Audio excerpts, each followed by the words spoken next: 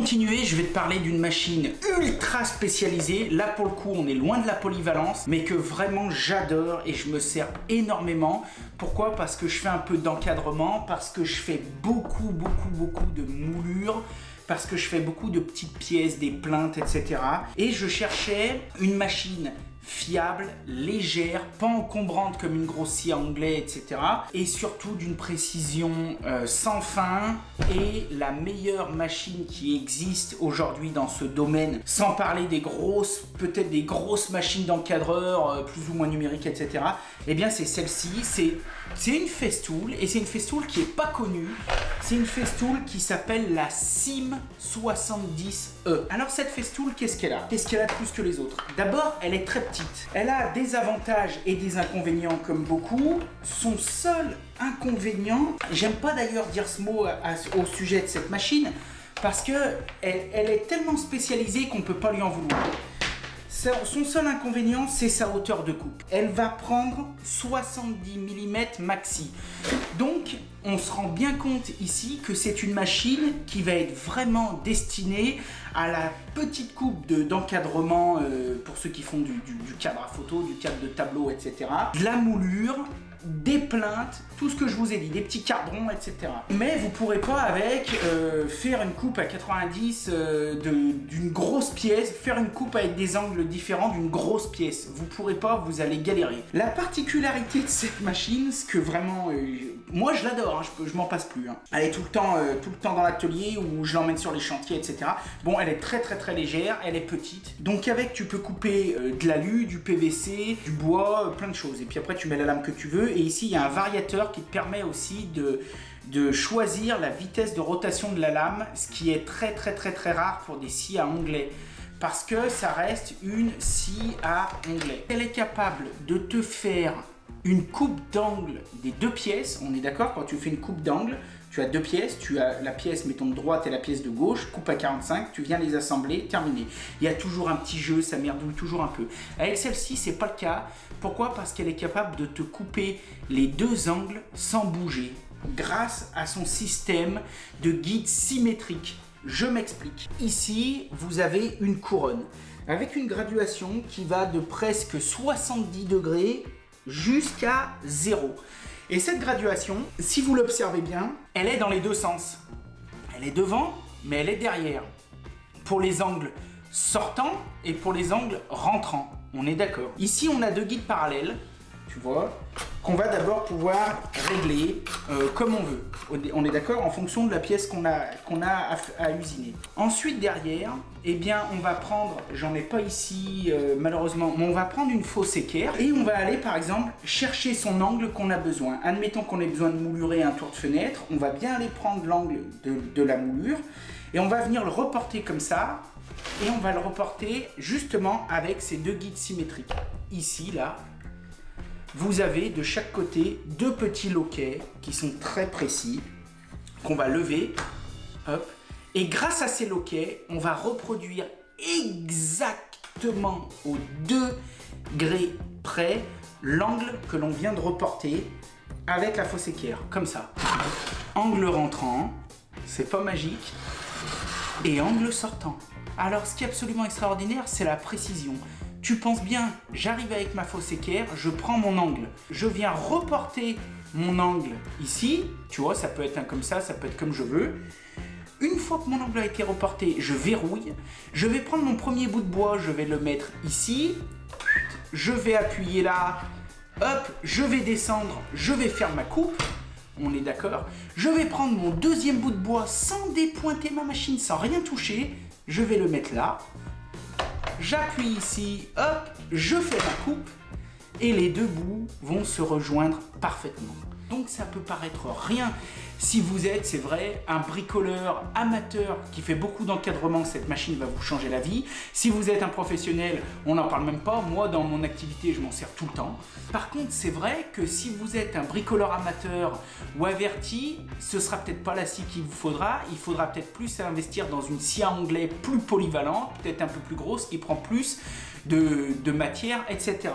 Mais vraiment, pour les professionnels de l'encadrement, pour les petits menuisiers, pour les moulures, les pare-closes, toutes les choses qui nécessitent un peu de précision dans ces coupes à onglet, dans des petites sections, j'insiste, 70 mm de haut, de prise, pas plus. Dans les petites sections, c'est absolument irremplaçable. Moi, la précision que j'ai avec celle-là, elle est bien supérieure. J'ai deux autres scies à onglet à côté dont j'en suis très content, mais qui sont bien loin de m'offrir la précision de cette petite machine. Voilà, donc c'est pour ça qu'elle est dans mon top. C'est une machine qui est très peu connue parce que c'est une machine qui est très spécifique et donc qui intéresse moins de personnes qu'une machine plus polyvalente. Mais je trouvais qu'elle avait vraiment elle a pour moi le mérite d'être connue. Et moi je l'adore, hein. La Festool Sim 70E. Robustesse, j'en parle pas, c'est pareil, hein. Ça se garde quasi à vie, hein. Avec il y a les petits trucs, il y a tout. L'aspiration, je l'adore.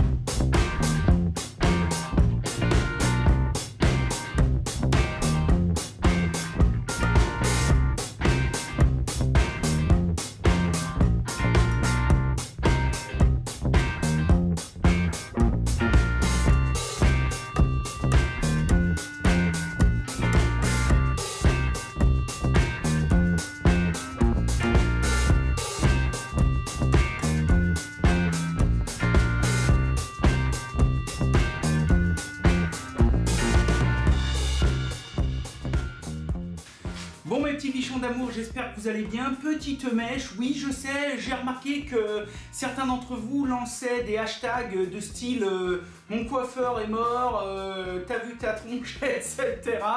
Bande de petits malins. En tout cas, moi j'espère que cette vidéo elle vous aura plu. Alors bien évidemment, comme je vous avais un petit peu prévenu au cours du montage de la séquence, cette scie symétrique est vraiment spécialisée.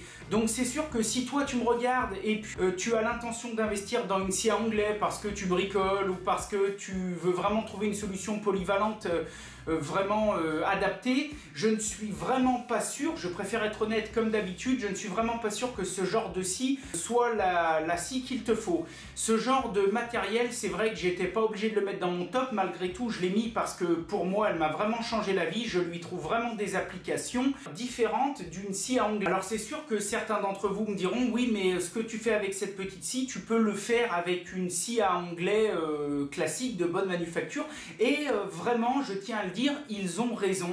Tout ce que je fais avec cette scie, je pourrais le faire avec une scie à onglet de bonne manufacture. La seule différence, eh bien, c'est que cette scie, elle est petite, elle est légère. Pour me déplacer sur les chantiers, pour faire, tu vois, tout ce qui est moulure, moi, j'ai vraiment pas trouvé mieux d'un point de vue ajustement. Quand tu fais un cadre, de l'encadrement, moi, c'est vrai que je fais pas mal de rénovation, un petit peu de maisons anciennes. Je fais beaucoup de projets clés en main, que ce soit de la salle de bain, de la cuisine, de l'agencement. Et d'un point de vue précision, rapidité, qualité de coupe, sans être obligé de dépointer à chaque fois ma machine, de prendre ma barre de scie à onglet, de la mettre un coup d'un côté, un coup de l'autre, ou d'essayer de me dire attends, la pièce, il faut que je la retourne de quel côté pour que ça se passe bien. C'est vrai que moi, cette scie, je lui trouve énormément d'applications et en tout cas, ça me facilite le quotidien quand j'ai des cadrons à mettre, quand j'ai de la moulure, quand j'ai encore une fois des petites pièces, de la petite part close autour des fenêtres, des portes. C'est vraiment ce genre d'application qui est destiné particulièrement à cette scie. Pareil pour ceux qui font de la menuiserie aluminium ou de la menuiserie PVC, etc. Je pense qu'avec cette scie, ils seront ravis. même si j'insiste vraiment sur le fait que si vous ne devez en choisir qu'une pour vos travaux, sauf si vous êtes vraiment spécialiste de l'encadrement, mais si vous devez en choisir qu'une pour vos travaux, je pense pas que ce soit ce genre de modèle sur lequel il faut vous tourner. Je pense plutôt qu'il va falloir vous tourner sur une scie à onglet standard, d'autant plus qu'aujourd'hui, pareil, Festool avec les Capex fait des choses extraordinaires. Il y a aussi Makita, Bosch Pro, DeWalt qui font des choses super bien, mais je te dis bien, moi j'ai d'autres scies à onglet à l'atelier. Une scie à onglet que j'ai à l'atelier, j'arrive pas à avoir les précisions et la facilité d'utilisation que je peux retrouver avec ma petite scie, ne serait-ce que pour les angles, puisque quand tu veux régler un angle sur la scie à onglet, généralement on va s'arrêter vers les 45-50 degrés. Certaines vont pousser jusqu'à 50-52, alors que la petite Festool Sim, on peut aller quasiment jusqu'à 70 degrés. Alors c'est vrai que pour la majorité, on va dire le commun des mortels, très peu de gens ont besoin de ce genre d'angle. Mais moi, quand je réalise par exemple des moulures dans une cage d'escalier où c'est tout biscornu, eh bien vraiment je lui trouve plein d'utilité. Voilà, donc ce n'est pas une scie qui est indispensable, c'est une scie, on va dire, plutôt complémentaire pour ceux qui souhaitent se spécialiser dans tel ou tel domaine. En tout cas, moi vraiment, après, on va dire presque 2 ans d'utilisation, je la conserve dans mon top des outils que je peux plus me passer. Moi, elle m'a facilité et elle m'a changé tellement de choses dans mes habitudes de travail qu'aujourd'hui, comme d'habitude, ce serait très dur de m'en passer. Tu l'as déjà dit Lolo, c'est le sujet de la vidéo. Tout à l'heure on parlait, juste une mini parenthèse, tout à l'heure on parlait des hashtags. Alors je referai sûrement une vidéo. J'ai lancé sur Instagram, pour tous ceux qui me suivent sur Instagram, vous étiez nombreux à me dire oui Lolo, nous on a plein de photos, on aimerait te les envoyer sur Facebook, etc. C'est vrai que c'est un petit peu laborieux parce que comme je vous avais dit, j'ai énormément de messages sur Facebook, sur Insta, Twitter, etc. YouTube je t'en parle même pas. Et puis pareil par mail. Donc c'est très dur pour moi d'après d'aller récupérer les photos de chacun que vous m'envoyez dans vos mails, de les balancer sur mon mur. Donc j'ai lancé un hashtag sur Instagram qui s'appelle Bichon at Work. Je te mets, ça s'affiche ici. Donc ce que je te propose, eh bien si toi tu es un petit bichon qui fait du bon boulot dans tous les domaines de compétences que tu veux, tant que ça reste lié au bâtiment, aux travaux, à la réno, à la déco, etc. Eh bien quand tu postes une photo sur Instagram, n'oublie pas de mettre le hashtag Bichon at Work. Voilà.